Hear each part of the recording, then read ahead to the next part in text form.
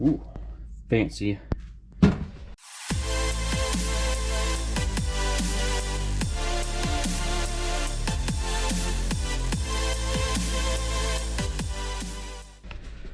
Well, we are back to revisiting the old doubled in and a 99 idea. So the radio he had was just kind of a temporary thing, and it wasn't doing too good. Plus he had to use one of these things for Bluetooth, blah blah. So he ditched that radio, got another one, and we're gonna revisit getting this thing mounted a little bit better. Now the first rendition is sat a little bit back and then towards the driver's side, I believe. As you see, I have the 99 piece in here that I have modified so far in place, and I'm gonna do some more shaving and hopefully get a measurement so that I can space this out, hopefully just a little bit, just so it kind of sits with this a little bit more flush.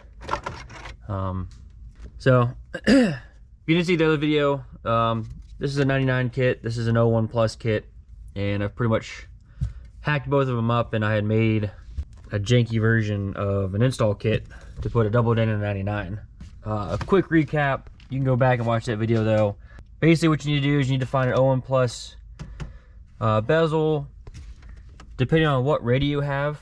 Some of the newer ones are only about yay big, but for the ones like I'm about to install that are, you know, full depth, there's some plastic back there you got to get rid of. You can see kind of where I've broken it off some.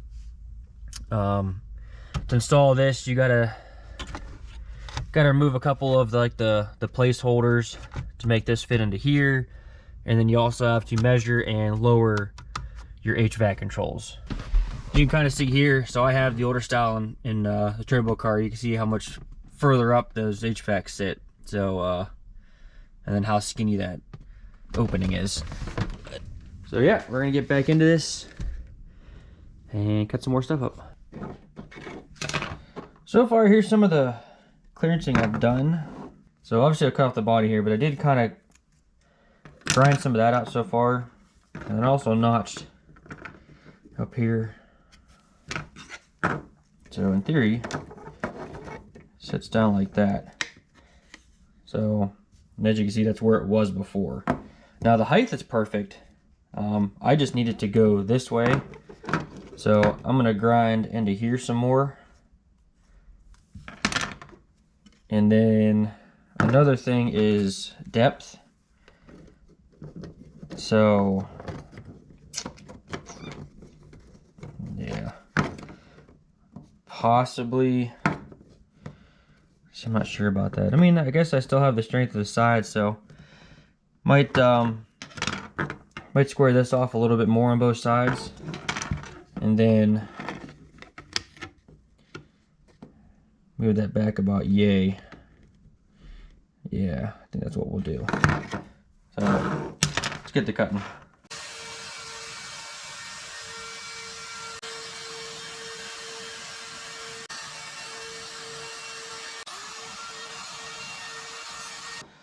Alright, so then what I'll end up doing, I'll probably go with some plastic weld this time. What I'll do is I'll secure this side and get it held together, since it's going to be up against there. And then I'll come over this side because there's going to be a gap. So there's going to be a gap here. So I'll get some material just to fill that in. But in theory, with my test fit and my measurements, this should get me a lot closer to where I want to be. Let me go double check that now. Alright, so I've done glued it. Well, got some epoxy, and as ugly as it is, it works. So as far as it being in the hole, it's centered. I was able to bring it out further. However, it does sit kind of now, because when this goes in, it doesn't sit all the way in. It still kind of seems like it sits crooked in. I could probably solve that by shaving down back behind here. I really don't feel like doing that, but yeah, this is what it's still hitting against this. Because I lowered it, it actually put it on a spot that sticks out further, which in turn hits this. Other than that, I'm pretty happy with how it is, how it turned out. I'm gonna let it dry for a couple of days, let it cure and set. If I feel I can add more epoxy, I'll probably add more epoxy to be on the safe side, and I'll clean it up and just probably throw a coat of like vinyl paint. Just gotta get the light. Oh, hey, it's on. So here's our final form. After I did a lot of work off camera, I kind of just worked at it here and there because between letting it dry, fitting, sizing, measuring, blah, blah, blah. But here we are. Same pieces, just use some different materials. First off, I wanted to add a 1/4 inch. When I measured in there, I wanted to bring the face out towards that bezel some. So I had a 1/4 inch of material here, and all that basically, all I was able to come up with was just, it's basically baseboard, but it's PVC. And then I went with the JB Weld plastic bonder this time. Watched a couple YouTube videos, and that one seemed to do fairly well against other similar products. So did that, let it dry, and then just did some more clearancing to accommodate. It's gonna go on like that, put our screws back in, and it's ready to go back in the car. Now we'll talk about, so let's go inside real quick and talk about fitment in here. Okay, and then on this end, ready to go, bolts in there. Good, I gotta get the wiring done, get it put back together, install it. Should probably test it. Alright, a little more advice. Bench testing this thing. Something you should always do when you buy or use radio. Bench test it, obviously. And not just the power, which, you know, we did with this one in the moment. Take a speaker with you and a little bit of wire, and test all your leads too. Make sure you actually have output coming out of it. We've got radios where, yeah, power is on everything, but the previous owner blew out the actual internal amp. So, you know, if you could install this thing, it would all work like it, you know, it should. But if this don't have, you know, any kind of output, you're not gonna get sound. Boop, boop. So I'm also gonna test the functionality of how it's gonna want the ground for the radio, or the DVD system. I'm gonna probably have to wire it like my truck, because this is pretty much what's like in my truck, just does all this movement. All right, so good and bad. Good, it's in. I'm gonna probably do just a little more trimming of the actual bezel. Well, so far I haven't had to do anything to like the outside. So if this thing didn't move, I probably wouldn't worry about it, but because it moves out and down to get to this CD player, that's gonna be a problem. So my take from that, which this thing's already as high as it'll go, I think. Well, I guess you can go up just a little bit more. But I guess my take from that is, when it comes to try to using the two, yeah, I don't think you're gonna be able to, because you're gonna wanna have, but using the top half of this to use, you know, to keep the levelness of it. I guess from there it's really gonna be, you're literally gonna have to just cut each side and really measure, and, you know, just replace. Yeah, wow, because I had to space this part out. This is V2, and this is probably where I'm going to stop, because hopefully the next car is not going to be a 99 and I will never have to do this again. So that'll be with this part. Now, since really didn't shoot too much as far as doing this work, I'll do a part 2 of this video to kind of give you guys a little more of a picture to work off of. So since I have both styles here, between this and the daily of unmolested aftermarket radio installs, I'm gonna go ahead and pull both of them out. So I'll pull both bezels, bring them inside, pull both radios with the kits attached. We'll set them out, we'll kind of get the measurements between the two, and then I'll take some quick measurements of inside the dash as well, to kind of give you an idea with that too, of your differences. Yeah, do whatever I can to just give you guys the tools to hopefully get you a little bit further if you're trying to do the same thing, since I had absolutely nothing to go off of. Yeah, let me tear some more stuff apart. Okay, so we tore some stuff apart. So this side we have our 01 Plus set up. Here we have our 99 and 2000. Let's put these guys in the center so we can just take a quick look here. Just so you guys can see the noticeable difference right off the bat. They're both sitting level.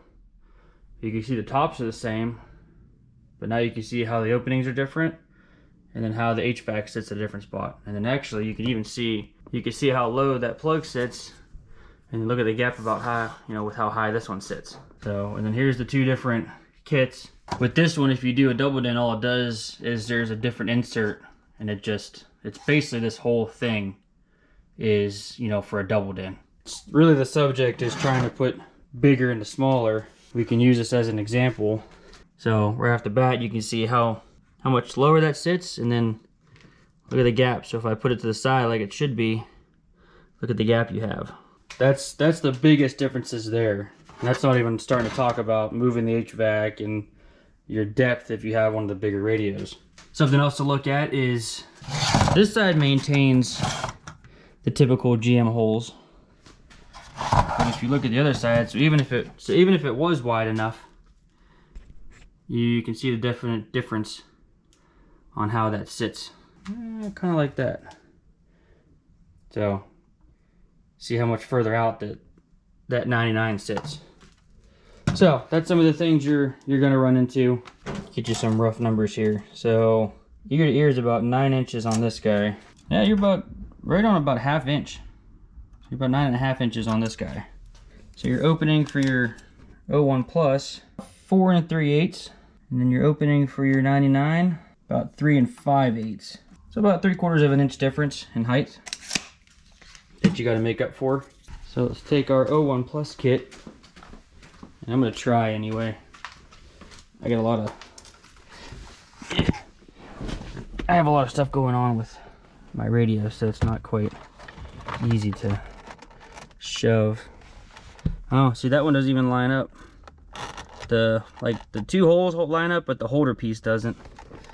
And then so if I line this up with the screws over here, just a quick glance, you can see how you come up short, and then that ear actually sits too low to bolt in. Like we talked about the depth, so like all of that over there had to go. Everything on the bottom, that cross piece had to come out. Everything back there, and I even had to, if you can see it, but there's like a holder there, metal. I had to grind that down as well to get a double din in there. And then you got to move this guy down, accommodate for everything. So when you use the newer bezel, everything lines up. And then with the bezel, so this would be the one that'd be coming out, and then this would be the one you'd have to adapt in. So the top two are good. The one by ignition is still the same, and even this guy is the same. But then your bottom two are different. So you got to get rid of those two bottom ones. They're not going to do you any good. They're not even going to fall anywhere near the holes. This little placeholder is fine, but the upper one, this one sits right above the ignition. This one's offset, so you got to break that off to get rid of that. And then, as you saw in that car, you'll be able to just pop it in. Overall, it really wasn't too bad. I mean, hopefully how I went about it may help somebody, but it still needs some fine tuning, because I'm really thinking you're just gonna have to cut here and here and attach those to an 01 Plus kit, and then just hopefully be able to adjust from there. Total, you know, coming back to it so many times, probably a month total of just trying different things and different materials and stuff not holding up and falling apart, and to now I think we have it good. That was part 2. I really wanted to show you guys the straight on comparison, just so you can actually see with your eyes how different the two are. One thing, and it's probably like the biggest headache to do, but it's possible, I've seen it done, I've done it, is you can just change the entire dash. This body is actually an 01, but as you can see, it's got the 99-2000 kit in it. This was the nicer dash, so I took it out of my 2000 and put it in my 2001. So I'm gonna end it off there. Got plenty more coming at you, and we're getting real close to getting the cars out and ready for the season. Thanks for watching. See you in the next one.